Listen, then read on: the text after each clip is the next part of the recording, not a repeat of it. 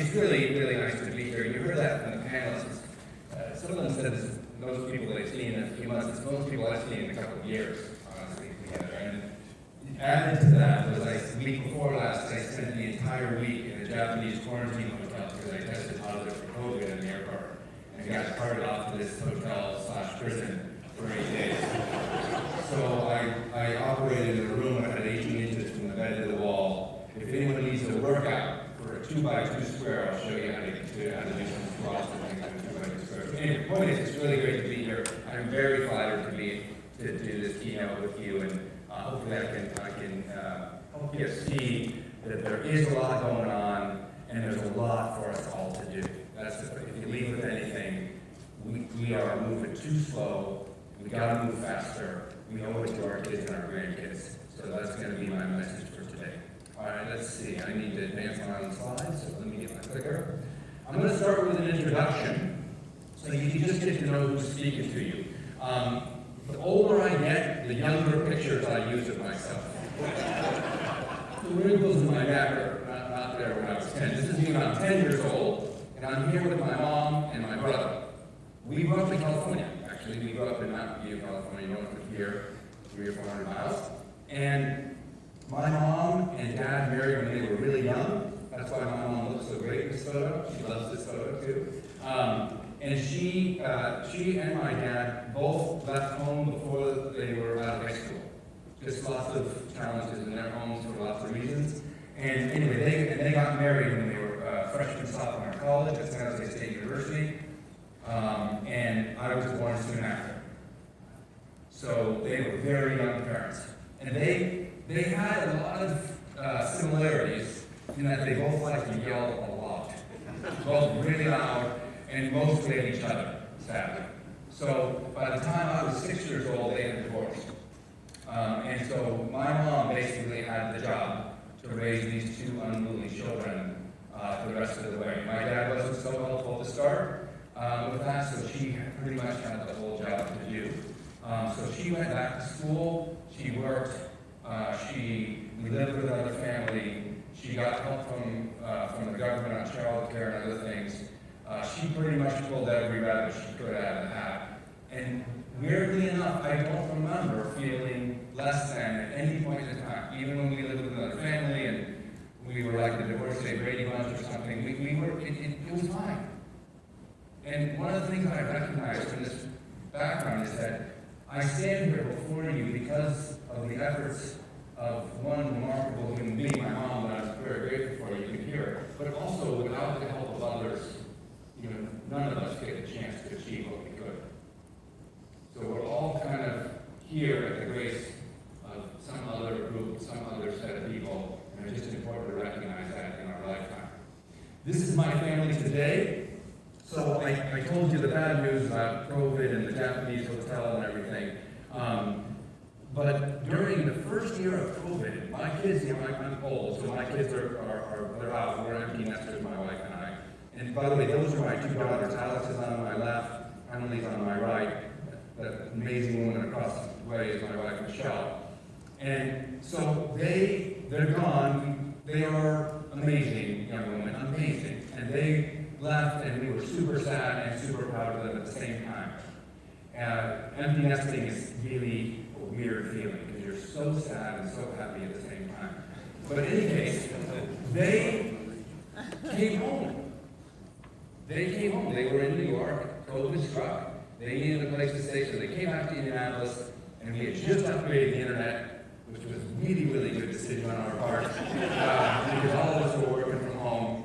And they came with their boyfriends, that's Grant with Alex, and then Ryan's taking the picture, that's Emily's boyfriend, and that young woman, Eunice, is her roommate, and then we had a cat, extra cat, which does not make our cat happy. But the point is, we were all together for 5 months, which was amazing. Amazing. I don't know if we'll ever get that chance again, but I'm just so grateful for it. Just in case you think it isn't amazing, picture yourself, you're in your 20s, you're dating somebody, and you go spend 5 months with their parents. You think that's going to happen again? It's not going to happen again. But it was super fun. Super fun. Okay, a little bit about Cummins. A lot of you know Cummins, but not everybody. We're a big company, 60,000 people. We're 100-something years old.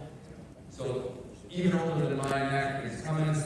We've been around a long time. We are in a lot of places around the world. And so our challenge of innovation is multinational, multi-application. We are trying to solve problems all over the world. And that makes it an amazing company to work for. Amazing. I mean, I love it. And the challenges never cease, which is what makes it why I spent my entire career here. R&D, I put it 1.1 billion. The thing I wanted to say to you about that is over the last 6 or 7 years, we've purchased 8 companies who have technology to help us towards decarbonization. And we have nearly doubled our R&D budget. So we are spending a lot of money. And most of that increase, I mean, we always spend a lot of money on R&D, but most of the increase is toward decarbonization strategies. And by the way, we're still selling to exactly the same industries. So we're spending twice as much money to make the same number of powertrains if you haven't done that math. Investors have definitely done that math, but they don't love it. But that's what we're doing. Okay, we have this mission statement at the company we've had for many, many years, in different versions of it, but roughly saying the same thing, is that we think our purpose on this earth as a company is to try to make people's lives better in very fundamental ways. That's wealth building. So we think we deliver goods to market, we power things, we do things that are essential to the economy, and we're proud of it. We also think, though, that we need to help with prosperity that has to do with making sure we don't consume and destroy the planet that we live on. And frankly speaking, trucking, commercial and industrial applications are measurable parts of climate change. In fact, Cummins engines alone are a measurable part of carbon in the atmosphere. So to say that we have a role to play would be, modest, understatement. We have to do things proactively to change the calculus, or we have some very, very difficult explaining to do. And I personally don't want to be the one to be bouncing my grandkid on my knee and explain to him why I stood by and did nothing while the planet got hotter. And I'm not trying to be over dramatic, but that's about how clear it is. It's the existential crisis of my time, I'll say it that much, is solving climate change. So we got to get going. So we've taken our mission statement, we reworded our mission statement, we made sure that we kept our innovation focus and focus on customers, but we are all about figuring out how to decarbonize and make a difference in how we do things with regard to making people's lives better. We set Planet 2050 goals. We set goals for decarbonization. You heard that from almost every panelist up here. Most companies are doing that. We definitely did it too. And we did it like a lot of others. We worked on our facilities and consuming less water, and as well as using more efficient buildings. And we did all those things. We are also working a lot in communities. But really, the big numbers have to do with our products. If you look at our carbon footprint, Cummins, 90+% is our products. So we've got to do things on the products. And the products, of course, you heard from these customers, I want products that work. Yes, I love decarbonized products. Please make them work so that I can deliver goods exactly like I did before, ideally cheaper or the same price, equal maintenance, same size, that would all be good. And I'm willing to do anything you want as long as it's the same price. Okay, well, that's a pretty big challenge, right, to do that. So we got to get after that. We, by the way, moved the strategy of the company towards addressing fundamentally that problem. And we call that Destination Zero. Sounds pretty good, I think. I like the name of it. But the point is, it's all about that challenge of figuring out how to meet those customer requirements to help them decarbonize and be part of their solution. So Destination Zero, the way that we're thinking about the problem, because of course I'll get to what we're doing, our businesses are doing, and technologies and everything, but we needed to make sure we understood how we were, what's the problem we're really trying to solve. And so we when we looked at decarbonization in our industry, we recognized it's not as simple as the car industry. Yes, there's some similarities, but the truth is that we have applications that are so different that nothing about the solution looks the same. So the idea that we're going to take car batteries and run them across all the way through mine trucks and ships, it's just not going to happen that way. It's not going to. So we're going to have a range of technologies. We're also going to have to conceive of a problem where we're not just solving tailpipe emissions. It also matters whether or not the power you're putting in there is carbon-free. So we're calling that well-to-wheel emissions. It has to be that you're looking at the whole system, or else you're just moving deck chairs around the Titanic. So we want solutions that will actually reduce carbon. And we also want to make sure that the customers like it enough that they'll actually buy it. So that has to do with cost and performance and reliability. It also has to do with availability. I think, at least I was hearing some pretty clear messages to me. I'd love to buy some, Tom, why don't you make some? I heard that pretty clearly, so that is an issue. We'll talk about that. And it, of course, needs to get to zero. I mean, it has to be a path to zero. There's not a solution, at least not that I've seen, where if we don't get to zero by 2050, we don't create some pretty significant problems for the planet. So the first one, which I skipped over, because I want to come back to that, is there is this problem with carbon emissions that looks a little bit like compound interest. And let me show you what I mean by that. We've done a bunch of simulations, just because we're engineers, we always do things like this. But anyway, we create these very complicated models and simulations of what the world looks like under different scenarios. These scenarios where we took the heavy-duty truck industry in North America, and we said, what happens if we decarbonize the whole grid, which we think takes us till probably 2035 to decarbonize the grid, so we're not putting electricity made from coal into battery electric vehicles and feeling really proud about it, because of course that doesn't reduce carbon at all, so we wouldn't want to do that. So we decarbonize the grid, and then we put batteries in all the trucks, and then we're zero.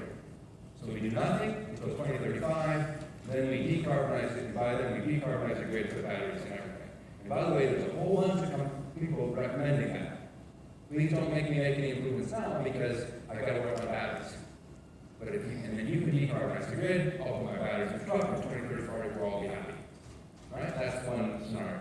The other scenario we ran is what happens if we started burning natural gas trucks now, then we did some hybrids and renewables, then we did some electric, but not all, and we started moving more renewables all the way out to 2050. So that's the green line.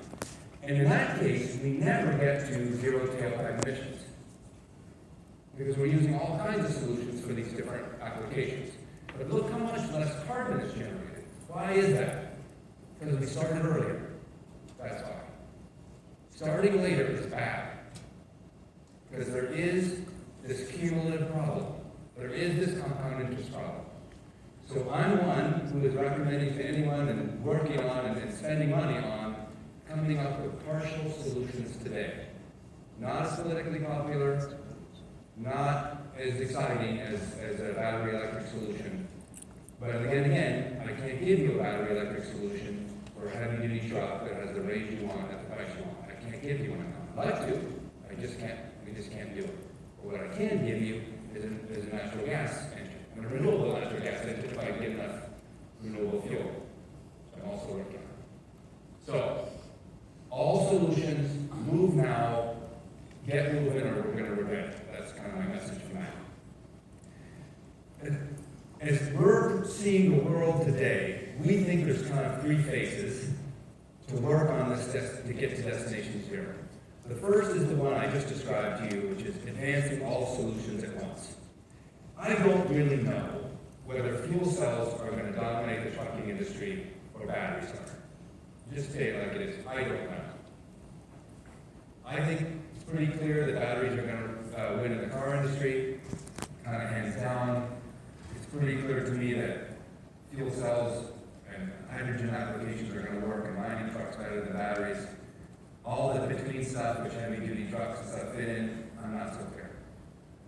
There's good reasons to think either could win. Batteries are moving fast, lots of good investment, lots of new cell technologies. Fuel cells are moving fast too.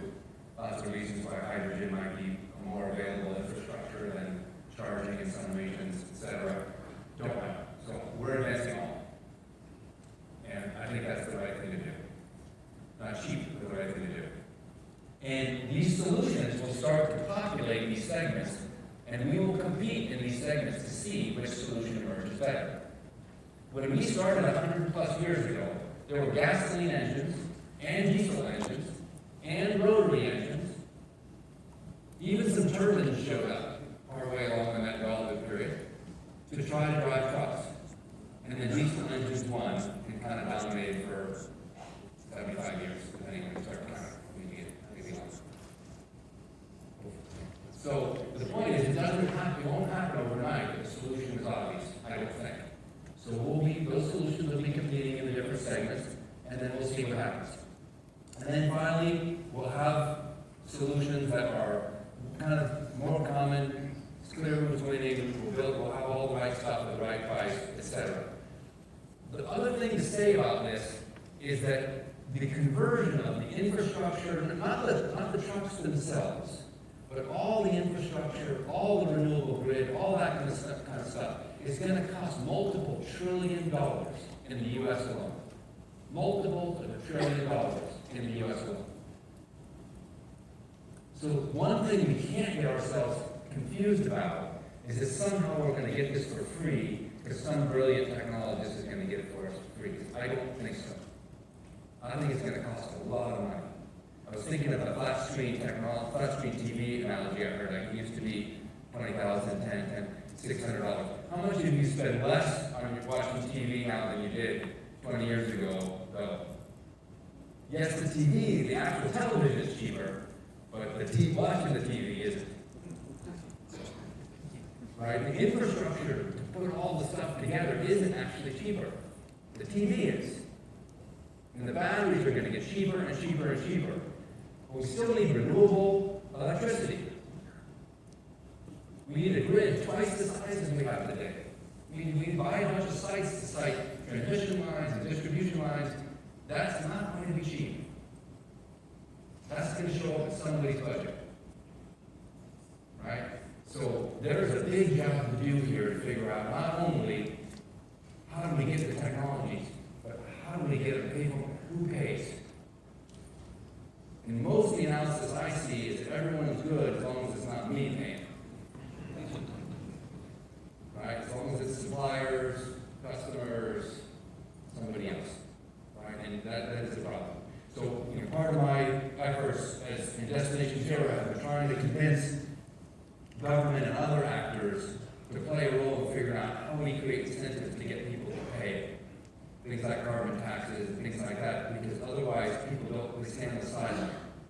That's what I mostly notice with the people that help me get applications to you, is they like the idea of putting my fuel cell in their truck, but who's going to pay?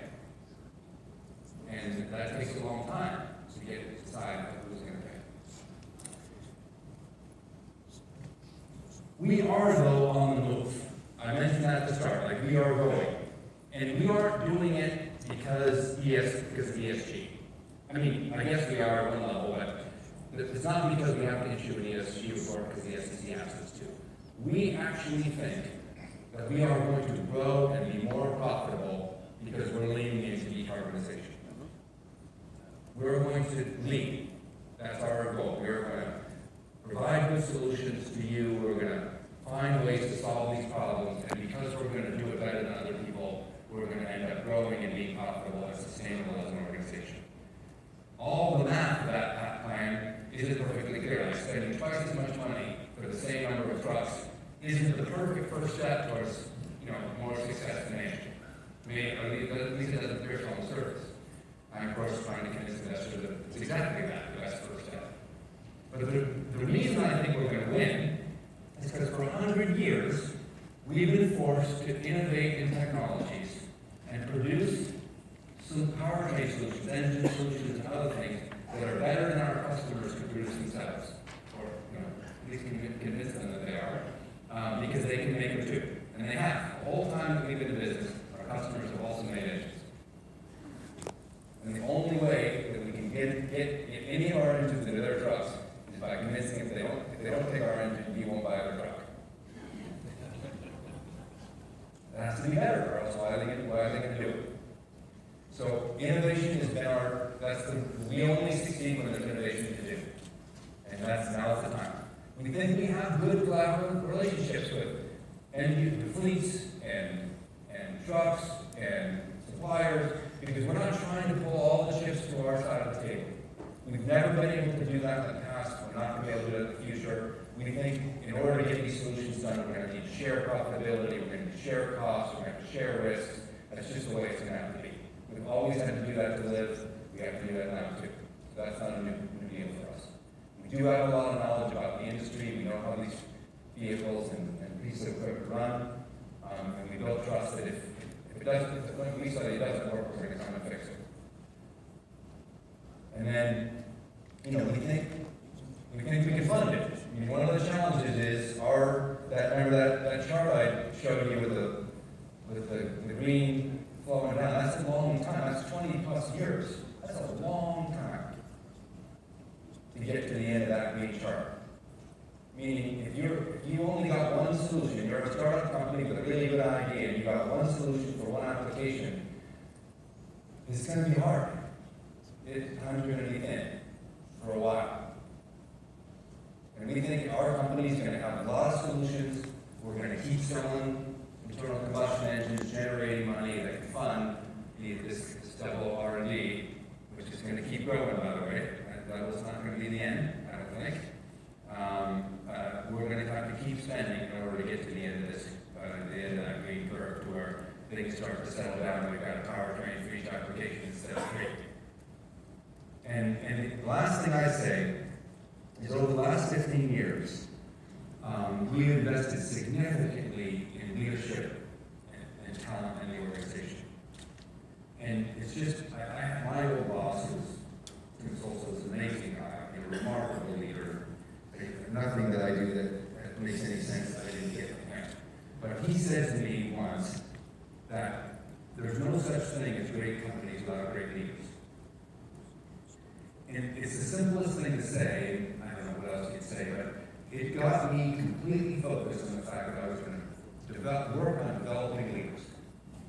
Both their skills and their emotional intelligence, their ability to motivate and lead in a good way. And I spent 15 years doing that. Week after week, month after month, I invest in leaders. And we just have an amazing group of Cummins. If you haven't met some of them, I highly recommend it. They're remarkable people. I'm very, very lucky to be working with them. So I think that's going to be the company's legacy, is a bunch of leaders that know how to solve problems for all of you. And I know in the last panel, the question was, so when are you going to give me one of those Toms? So I actually have an announcement to make about that. So I've been trying to get one of the truck makers to put our fuel cell in the chassis that I could sell. I've actually got orders from end users who say, I like one of those fuel cells, can you make me one? I said, I can make you a fuel cell, I just can't make you a vehicle that you can drive. And it turns out it's not as good at carrying things when it doesn't have a vehicle. Right? So I've been working on my friends from the vehicle industry saying, oh really, you want to do it? And they're like, I thought it was like an engineering project on wheels, that it's not ready, and when it's not ready, I want to do it. I finally got Freightliner to agree. So Freightliner and Cummins are announced.